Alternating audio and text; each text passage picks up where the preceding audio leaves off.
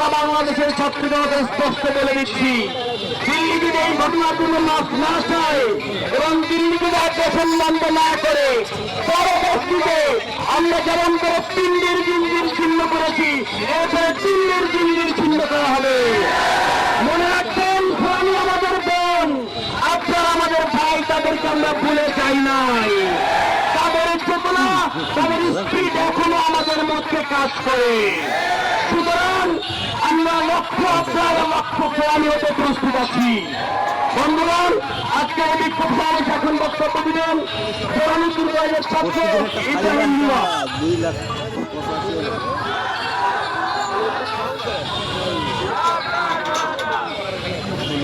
বন্ধুগণ, আজকে ভারতের আগরতলায় আমাদের উপহারুল ইসলামের উপর যে হামলা হয়েছে সেটা আমাদেরই আঘাত উপহার, আমাদের উপরে আঘাত হয়েছে ভারত।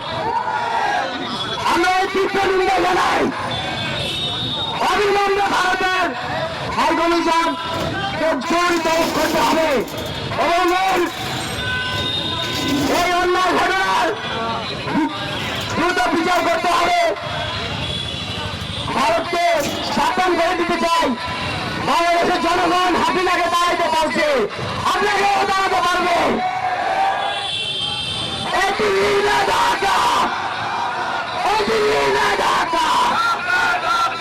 ধন্যবাদ সকলকে।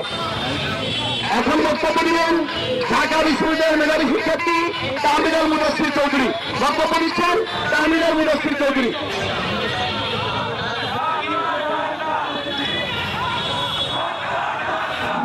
ঐতিহাসিক জিয়াউদ্দিন বারানী বলেছিলেন, বাংলা হচ্ছে বরগাছপুর, মানে বিদ্রোহের নগরে। যখন দিল্লি থেকে এখানে শাসক তাড়ানো হতো তখন প্রত্যেকে বাংলায় আসার পর বিদ্রোহ করত, কেউ দিল্লির গোলামি মানে নাই।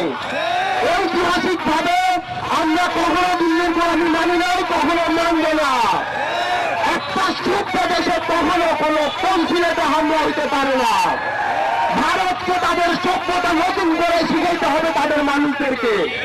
ভারত আমাদেরকে শিক্ষা দেয়, আমাদেরকে শুনাইতে আছে সংখ্যালঘুদের নিরাপত্তার কথা। তার দেশে ধর্মীয় ভাবনার জন্য মানুষ হত্যা করা হয়, ধর্মীয় ভাবনার নিরাপত্তার জন্য সংখ্যালঘুদেরকে রক্ত দিতে হয়, তাও আমাদেরকে জ্ঞান দিতে আছে। ভারতকে আমরা স্পষ্ট বার্তা দিতে চাই, তোমরা নিজেদেরকে সামলাও।